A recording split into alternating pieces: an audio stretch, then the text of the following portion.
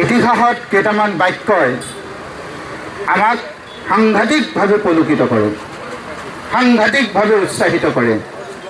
সেই বাক্যকেইটা কেতিয়া কোনে কৈছিল আমি যদি ভাবোঁ, তেতিয়া আমি জানিম যে গোটেই বাক্যকেইটা সৃষ্টি হৈছিল আহোম প্ৰশাসনৰ দিনত। কি কি কৈছিল? বোলে আছে হেংদাং লোৱা নাই, ললে হেংদাং ৰক্ষা নাই। দেশতকৈ মোমাই ডাঙৰ নহয়। এতিয়া এই বাক্য দুটা পৃথিৱী থকালৈকে, অসম থকালৈকে, অসমীয়া জাতি থকালৈকে থাকিব।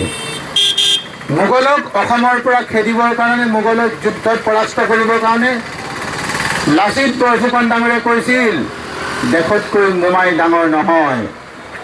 আৰু আজি আমি ক'বলৈ বাধ্য হৈছোঁ দেশতকৈ মামী ডাঙৰ নহয়। লাজেই লাগে, লাজেই লাগে কথাষাৰ যে দেশতকৈ মামী ডাঙৰ নহয়।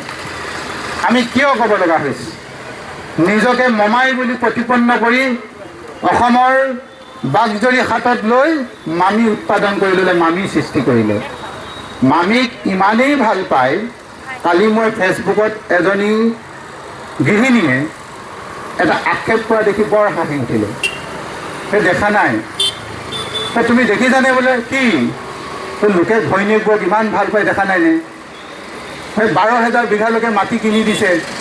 সংবাদমেল পাতি দুঘণ্টা কিমান ধৰি সংবাদমেল পাতি মামীৰ কথা লুকুৱাবলৈ ইমান চেষ্টা কৰিছে। তুমিও যে আৰু ইমান দেৰি কৰিছোঁ, তুমি ভাতকেইটা পাতি দিয়া, ভাত কেতিয়া পাতি দিয়া, সেইটোকে মোক সহায় কৰি নিদিয়া। তে ইমান পৰ্যায়লৈকে তুচ্ছ তাচ্ছিল্য কৰিব লগা হৈছে অসমৰ মুখ্যমন্ত্ৰীজনাক। এতিয়াও তেওঁ হাৰেই পোৱা নাই। সাৰনো পাব কেনেকৈ? সাৰ পাবলৈ যদি ভেকচিন ধৰি থাকে, টোপনি ধৰিলে কোনোবাই জগালে সাৰ পাব। যে ভেকচিন ধৰি যদি শুই থাকে, যিমান জগালেওতো তেওঁ সাৰ নাপায়। তেওঁ সাৰ নোপোৱাৰ কাৰণে আমাৰ এতিয়া ভাল হৈছে। কি ভাল হৈছে?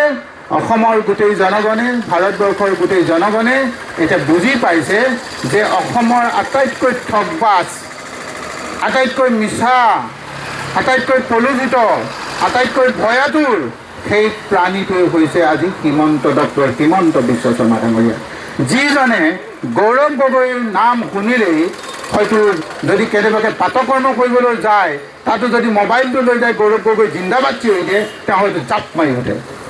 এইকাৰণে আমাৰ এতিয়া ভাল হৈছে যে গৌৰৱ গগৈ ডাঙৰীয়াক আটাইতকৈ ওপৰলৈ TRP দি আগবঢ়াই নি থকা মানুহজনী হৈছে এতিয়া হিমন্ত বিশ্ব শৰ্মা।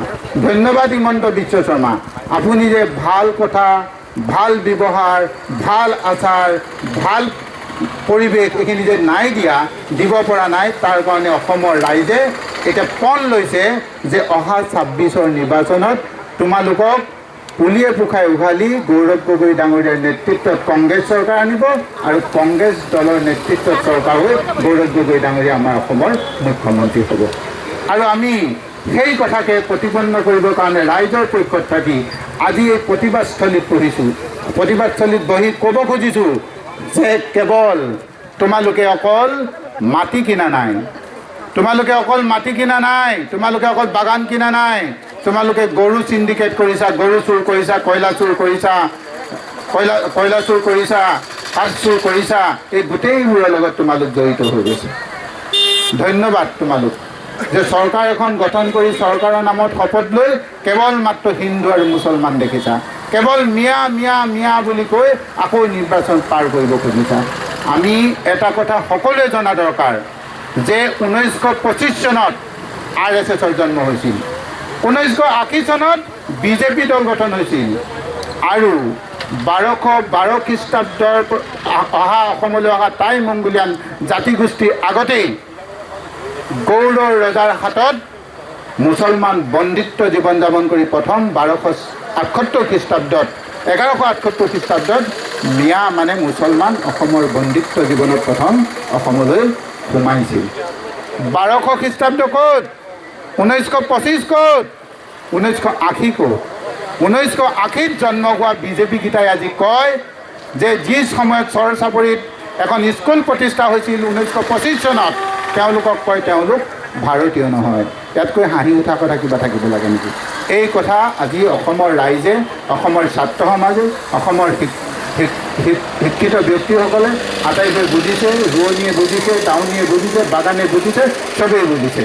খালি আমি আমাৰ এই যুদ্ধখন, আমাৰ এই কথাবিলাক আগুৱাই লৈ যাব লাগিব, যাতে গৌৰৱ গগৈ ডাঙৰীয়াৰ প্ৰতি আস্থা আৰু বিশ্বাস মানুহৰ দুপে আগবাঢ়ি যায়, দুপে আগবাঢ়ি যায়, যাতে আমি যিজন মানুহে আজি এই কথাবিলাক বুজিব পৰা নাই, যিজন মানুহৰ হয়তো স্মাৰ্টফোন নাই বা যিজন মানুহৰ ঘৰত টিভি নাই, এনেকুৱা মানুহ বহুত আছে, তেওঁলোকৰ ওচৰলৈকে আমি এই কথাবিলাক লৈ যাব লাগিব। বৰকৈ কথা নকওঁ, আপোনালোকক সকলোৱে কথা ক'লে আমি কথাবিলাক শুনিছোঁ, আটাইবিলাক কথা আমাৰ গঠনমূলক হৈছে। আৰু পুনৰবাৰ আপোনালোকক ধন্যবাদ জনাই কেইটামান শ্লোগানেৰে মই বক্তব্য সামৰণি মাৰিব খুজিছোঁ।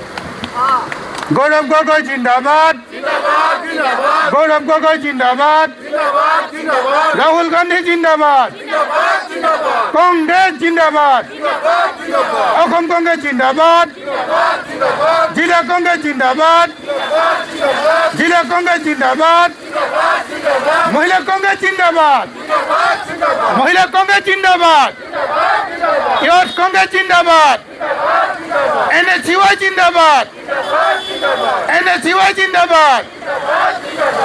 ধন্যবাদ। আমি যুঁজিম, আমি জিকিম। জয় হিন্দ, জয় অসম।